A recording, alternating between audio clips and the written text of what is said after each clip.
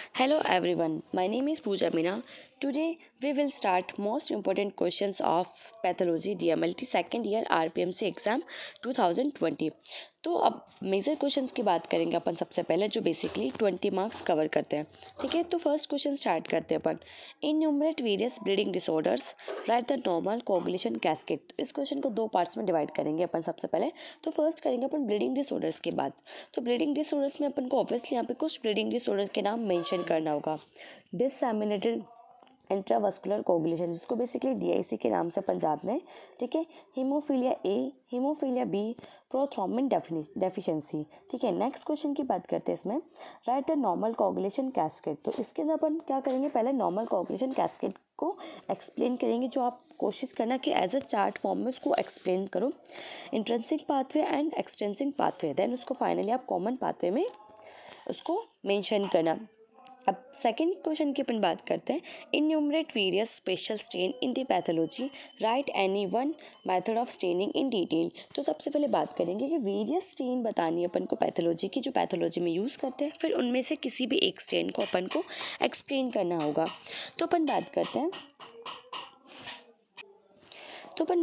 Pathology में कौन कौन से स्टेन्स होती हैं। ठीक है, तो फर्स्ट अपने पास में होगी पास स्टेन, जिसको अपन पीरियोडिक एसिड सिर्फ स्टेन के नाम से जानते हैं। सेकंड होगी सुडान ब्लैक स्टेन होती है, कॉन्गो रेड स्टेन होगी, रेटिकुलिन स्टेन होगी, एंड जो मोस्टली यूज़ करी जाती है हेमेटॉक्सिलिन एंड इओसिन स्टेन होती है।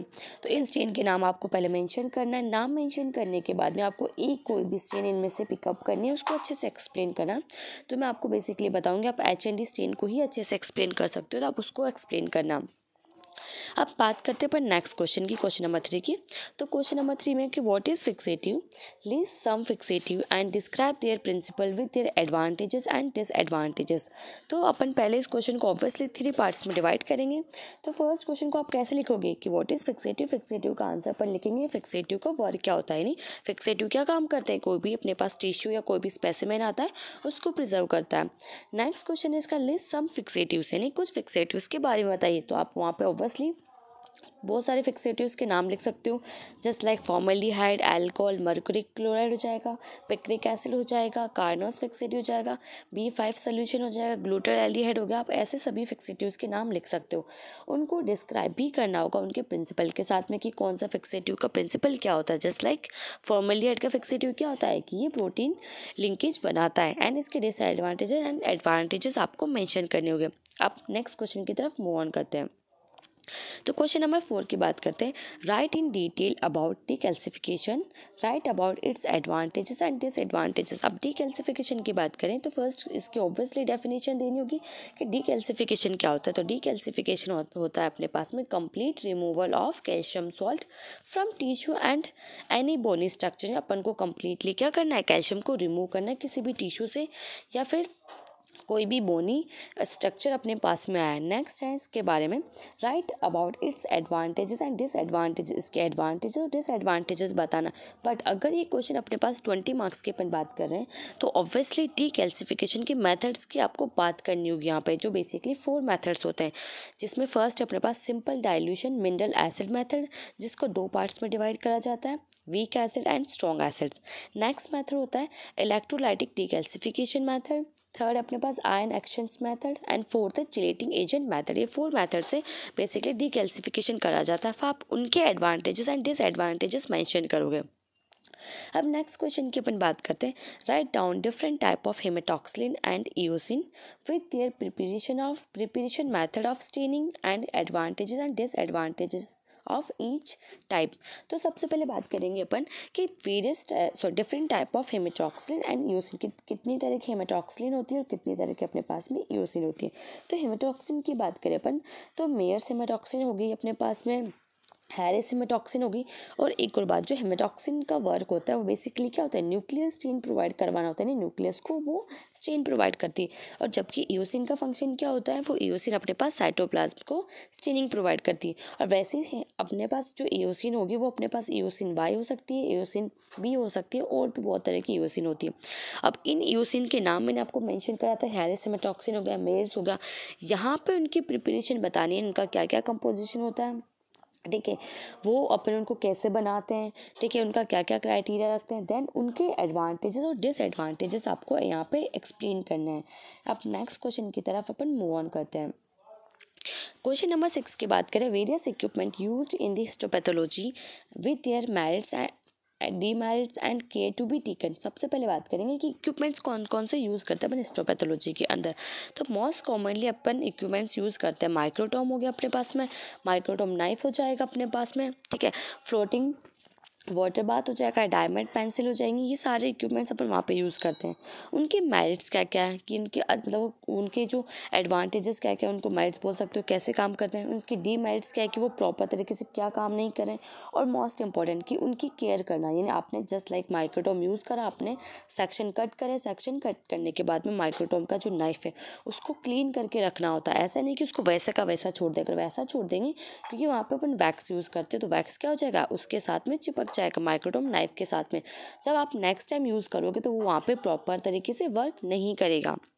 अब नेक्स्ट क्वेश्चन की अपन बात करते हैं, discuss briefly the preservation of museum specimen and organisation of museum. यानी सबसे पहले बात करेंगे प्रिजर्वेशन ऑफ म्यूजियम स्पेसिमेन, यानी म्यूजियम स्पेसिमेंस को अपन कैसे प्रिजर्व करेंगे। तो उसके लिए बेसिकली एक पूरा क्राइटेरिया होता है म्यूजियम स्पेसिमेन को प्रिजर्व करने के लिए। अपन क्या करेंगे, म्यूजियम स्पेसिमेंस के लिए अपन एक पूरी फिक्सेशन प्रोसेस से आपको पूरा फिक्सेशन प्रोसेस फॉलो करना होता है, जिसमें अपन कैजलिंग सोल्यूशन 1 बनाते हैं, कैजलिंग सोल्यूशन 2 बनाते हैं एंड कैजलिंग सोल्यूशन 3 बनाते हैं। 3 सोल्यूशन की फॉर्मेशन करते हैं।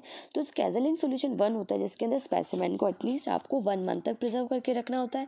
कैजलिंग सोल्यूशन के अंदर 5 डेज होता है। कैजलिंग सोल्यूशन 3 के अंदर आप फिर वो कन्फर्म हो जाता है कि आप उसको लॉन्ग ड्यूरेशन प्रिजर्व कर सकते हो। नेक्स्ट यहाँ पे क्वेश्चन इन्होंने पूछा है कि ऑर्गेनाइजेशन ऑफ म्यूजियम, यानी म्यूजियम का ऑर्गेनाइजेशन की अपन को नीड क्यों है, क्योंकि अब ऑब्वियसली म्यूजियम ऑर्गेनाइजेशन बहुत ज़रूरी है। मैंने किसी भी स्पेसिमेन को उठाया, ठीक है, मुझे उसकी फर्दर स्टडी करनी है, तो मुझे उस स्पेसिमेन को ऑब्वियसली म्यूजियम में प्रिजर्व करके रखना होगा। या फिर कोई भी यूजी स्टूडेंट्स या कोई भी पीजी स्टूडेंट्स है उसके ऊपर फर्दर स्टडी करने के लिए उस स्पेसिमेन को वहाँ पर प्रिजर्व करके रखते हैं। अब नेक्स्ट क्वेश्चन की बात करते हैं, describe the principle and procedure of tissue processing. यानी ये मोस्ट इंपॉर्टेंट क्वेश्चन है, बहुत बार एग्जाम्स में आया क्वेश्चन है। तो सबसे पहले बात करेंगे अपन किसके प्रिंसिपल की। तो ये इसका प्रिंसिपल क्या होता है, तो अपन बात करते हैं टिश्यू प्रोसेसिंग के प्रिंसिपल की। तो टिश्यू प्रोसेसिंग का जो प्रिंसिपल होता है अपना, उसमें क्या होता है, सबसे पहले जो भी टिश्यू अपने पास आता है उसका अपन को वाटर रिमूव करना होता है, जिसको अपन बेसिकली डिहाइड्रेशन के नाम से बोलते हैं। देन उसके बाद में अपन को कोई भी एक ऐसा एम्बेडिंग मीडियम लेना होता है जो उस टिश्यू प्रोसेसिंग के अंदर उस टिश्यू के अंदर जा सके, ठीक है। तो बेसिकली अपन वैक्स लेते हैं, पैराफिन वैक्स का यूज़ करा जाता है। जैसे पैराफिन वैक्स उस टिश्यू के अंदर एम्बिडेंट हो जाता है उसके बाद में उसके सेक्शन कट करते हैं। ये इसका जनरली प्रिंसिपल होता है। अब इसके प्रोसीजर की बात करते हैं कि पूरा प्रोसीजर क्या होता है इसका, ठीक है। तो फर्स्ट अपने पास स्टेप आता है जो मैंने अभी आपको बोला, फिक्सेशन होगा। ऑब्वियसली कोई भी टिश्यू अपने पास आता है सबसे पहले उसका फिक्सेशन करते हैं, देन उसके बाद हम उसका डिहाइड्रेशन करते हैं, उसका वाटर रिमूव करते हैं। वाटर रिमूव करना अपने लिए बहुत ज़्यादा ज़रूरी है, क्योंकि अगर वाटर रिमूव नहीं करेंगे डिहाइड्रेशन के थ्रू तो क्या होगा कि टिश्यू में वाटर, और वाटर क्या करता है हमेशा बेसिकली बाहर एनवायरनमेंट में जैसे ही टिश्यू स्पेसिमेन को रखते हैं तो उसका कंटामिनेशन स्टार्ट कर देता है, यानी उसमें बैक्टीरियल ग्रोथ कर देता है, इसलिए उसका वाटर रिमूव करेंगे अपन। नेक्स्ट है क्लीनिंग करना, यानी जो भी डिहाइड्रेटिंग एजेंट मैंने यूज़ करा है उसको मुझे रिमूव करना होगा, तो उसको बेसिकली क्लीनिंग एजेंट्स के थ्रू मैं उसको रिमूव करेंगी। देन उसके बाद में अपने पास आएगा इम्प्रेगनेशन, यानी क्लीनिंग एजेंट को रिमूव करके उसमें इम्प्रेगनेशन करना। इम्प्रेगनेशन का मतलब होता है अपने पास में किसी भी चीज़ को इंट्रोड्यूस करना, उसके अंदर इंसर्ट करना है टिश्यू के अंदर। से पहले क्या करेंगे अपन, वैक्स को इंट्रोड्यूस करेंगे, और इंट्रोड्यूस करने के बाद में फाइनल स्टेप अपने पास आता है एम्बेडिंग करना, यानी उसके कंप्लीट ब्लॉक बनाना, ठीक है। उसको बेसिकली अपन क्या बोलते हैं, पूरे प्रोसेस को टिश्यू प्रोसेसिंग के नाम से जानते हैं। अब नेक्स्ट क्वेश्चन की बात करते हैं, what is cytology, method of collection material for making smear and preparation of fixity use in it. देखो इस क्वेश्चन में थोड़ी सी मिस्टेक ये है कि व्हाट इज साइटोलॉजी। वैसे जनरली अगर अपन साइटोलॉजी की बात करते हैं तो साइटोलॉजी का मतलब क्या होता है कि study of cells in animals, यानी सिर्फ नॉर्मल सेल्स की बात करना। बट अब जब अपन पैथोलॉजी की बात करते हैं तो अपन थोड़ा क्वेश्चन को टर्न करते हैं, नहीं साइटोपैथोलॉजी की बात करते हैं, जिसमें क्या होता है कि a branch of pathology that deals with the study and diagnosis of disease cells, यानी मैं बात कर रही हूँ डिजीज सेल्स की बात करी जाती है। ठीक है, तो आपको यहाँ पे यही डेफिनेशन मेंशन करनी होगी कि वो क्या होती है, एक पैथोलॉजी की ब्रांच होती है जो बेसिकली उसमें अपन क्या करते हैं, सेल्स की स्टडी करते हैं, उसका डायग्नोसिस करते हैं, पैथोलॉजी यानी पैथोलॉजिकल सेल्स की। ठीक है, अब नेक्स्ट इसमें क्वेश्चन पूछा है कि method of collection material for making spin, यानी अपन को कलेक्शन मेथड्स के बारे में बताना है कि कौन कौन से मेथड अपन यहाँ पे जनरली यूज़ करते हैं। ठीक है, तो बेसिकली यहाँ पे 3 तरह के कलेक्शन मेथड यूज़ करा जाता है। Collection of cervical vaginal smear, यानी वजाइनल कलेक्शन लेंगे। ठीक है, एंडो मटेरियल कलेक्शन करेंगे अपन, एंड सर्वाइकल कलेक्शन करेंगे। तो और उसके अलावा FNAC के कलेक्शन भी इसी के अंदर आते हैं। तो ये सारे कलेक्शन मेथड्स होते हैं। अब बेसिक बात होती है कि preparation of fixative use in it, यहाँ पे कौन कौन से फिक्सेटिव यूज़ करते हैं पर इन सैम्पल को प्रिजर्वेशन के लिए। तो यहाँ पे बेसिकली सारे साइटोलॉजिकल फिक्सेटिव यूज़ करेंगे। जस्ट लाइक अपने पास एथेनॉल होगा 95%, मैथेनॉल लेंगे 100%, या 80% आप प्रोपेनॉल भी यूज़ कर सकते हो। अब नेक्स्ट क्वेश्चन की बात करते हैं। उसके 2 पार्ट्स हैं क्वेश्चन के। फर्स्ट है a part making of blocks, second अपने पास हॉर्निंग। फर्स्ट क्वेश्चन की बात करते हैं अपन मेकिंग ऑफ ब्लॉक्स। अब आप मेकिंग ऑफ ब्लॉक्स अभी आपने क्वेश्चन देखा था, क्वेश्चन नंबर 8, जिसमें था टिश्यू प्रोसेसिंग। टिश्यू प्रोसेसिंग में मैंने आपको लास्ट स्टेप बताई थी एम्बेडिंग। ठीक है, एम्बेडिंग में सबसे पहले क्या करते हैं, जैसे अपन वहाँ से स्पेसिमेन ले लेते हैं, वहाँ से अपन कलेक्शन कर लेते हैं।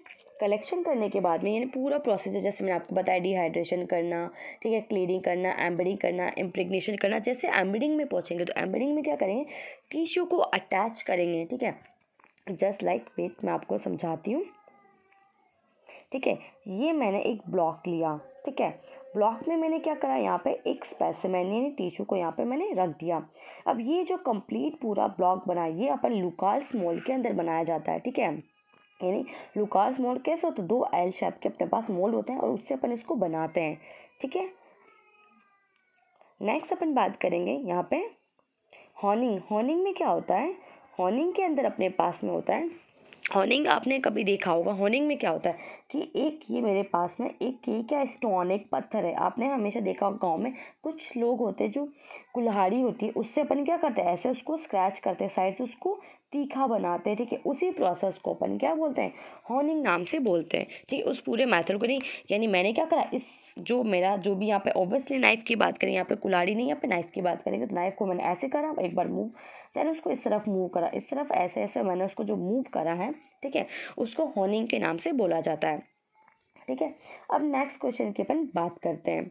तो शॉर्ट नोट क्वेश्चंस की यहाँ पे बात होगी नहीं, वो जो क्वेश्चन थे वो 20 मार्क्स के थे। यहाँ पे जो क्वेश्चंस की मैं बात करूँगी वो बेसिकली 5 और 10 मार्क्स के क्वेश्चंस हो सकते हैं। ठीक है, तो फर्स्ट क्वेश्चन होगा अपने पास माइक्रोटॉम। ये बहुत इंपॉर्टेंट क्वेश्चन है, एटलीस्ट ये कम से कम अब तक चाहे RPMC हो या RHS हो, दोनों के अंदर बहुत बार पूछा हुआ क्वेश्चन है। एटलीस्ट कम से कम मेरे हिसाब से 5 या 6 बार ये क्वेश्चन कई बार आ चुका है। ठीक है, तो सबसे पहले इसकी बात करेंगे अपन माइक्रोटॉम्स। तो माइक्रोटॉम की डेफिनेशन देनी होगी कि माइक्रोटॉम का क्या काम होता है। माइक्रोटॉम एक ऐसा इंस्ट्रूमेंट है जो सेक्शन कटिंग में हेल्प करता है। अब इसके अलग अलग तरह के माइक्रोटॉम्स के बारे में अपन को बताना होगा। तो रोटेटरी माइक्रोटॉम हो जाएगा, रॉकिंग माइक्रोटॉम हो जाएगा, बेस्ट स्लेट्स माइक्रोटॉम हो जाएगा, फ्रीजिंग माइक्रोटॉम हो जाएगा, अल्ट्रा माइक्रोटॉम हो जाएगा। तो सारे माइक्रोटॉम्स के बारे में आपको समझाना होगा।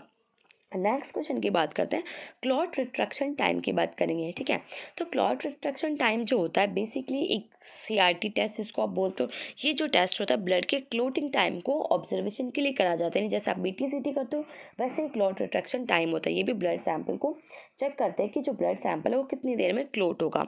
नेक्स्ट क्वेश्चन की बात करते हैं अपन बार बॉडी टेस्ट। ये बार बॉडी टेस्ट आपने फिजियोलॉजी के अंदर पढ़ा होगा कई बार कि फीमेल्स में बार बॉडी मिलती है, नहीं XX क्रोमोसोम्स होते हैं, 2X क्रोमोसोम्स होते हैं।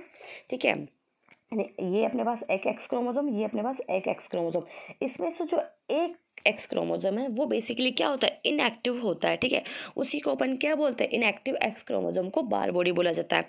इस टेस्ट का जो डिटर्मिनेशन अपन करते हैं जनरली वो करते हैं अपन प्री नेटल आइडेंटिफिकेशन के लिए करा जाता है, नहीं जो बेबी है वो गर्ल है या बॉय उसके लिए बेसिकली कर सकते हो, या फिर जस्ट लाइक आपने बहुत तरह के सिंड्रोम्स पढ़े थे, ठीक है, लाइन फिल्टर सिंड्रोम पढ़ा था जिसके अंदर ट्रिपल एक्स हो जाता है, ठीक है, और भी बहुत तरह के सिंड्रोम्स आपने पढ़े थे 12th क्लास में, उन्हीं के बारे में अपन इसमें डिस्कस करते हैं, या फिर उन्हीं की स्टडी के लिए बारबोरी टेस्ट परफॉर्म करा जाता है।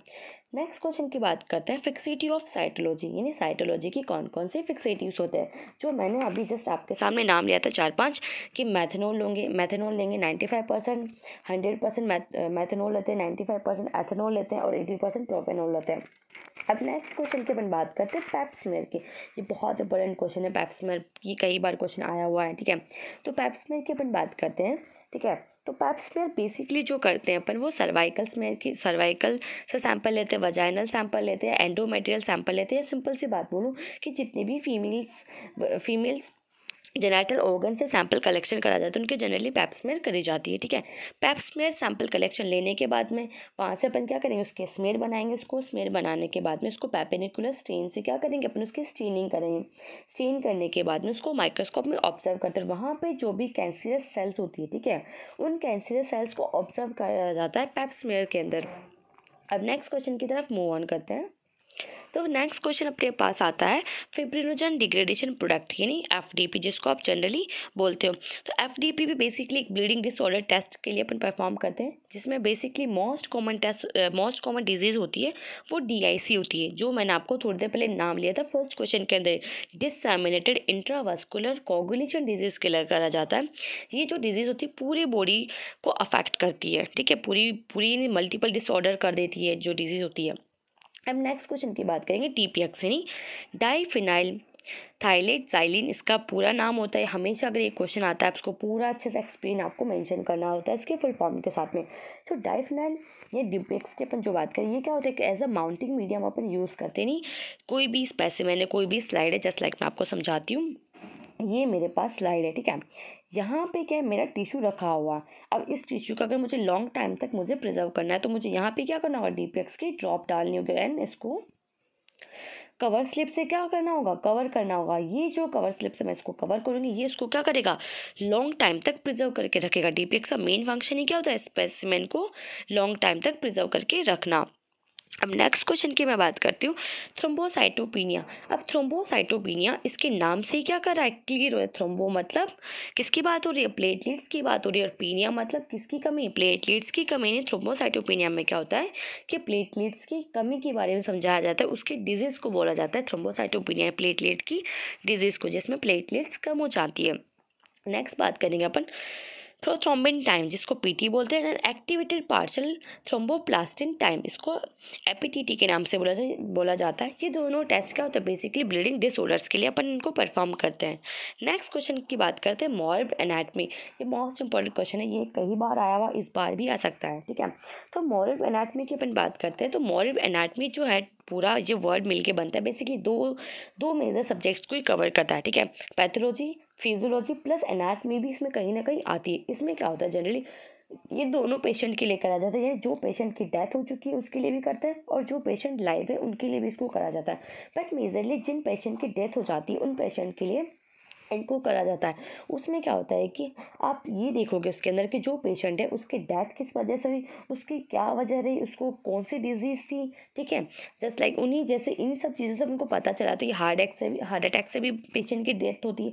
तो सारा क्राइटेरिया रखते हैं। या फिर अगर लाइव पेशेंट की बात करते हैं कि जो पेशेंट जिंदा है तो उनमें उनके अंदर कौन से ट्यूमर की फॉर्मेशन हो रही है उनके लिए इस टेस्ट को परफॉर्म करा जाता है। Thank you so much for watching. अगर आपको ये वीडियो सॉरी इसमें 1-2 क्वेश्चंस और रह गए थे, sorry. First question next question की बात करेंगे अपन 11 क्वेश्चन की माउंटिंग मीडिया होगा अपने पास में, ठीक है। माउंटिंग मीडिया 2 तरह का होता है, ठीक है, जिसमें एक्वस माउंटिंग मीडिया होगा और रेजिन माउंटिंग मीडिया अपने पास में होता है, ठीक है। इन दोनों को डिस्क्राइब करते हैं अपन अलग अलग तरीके से।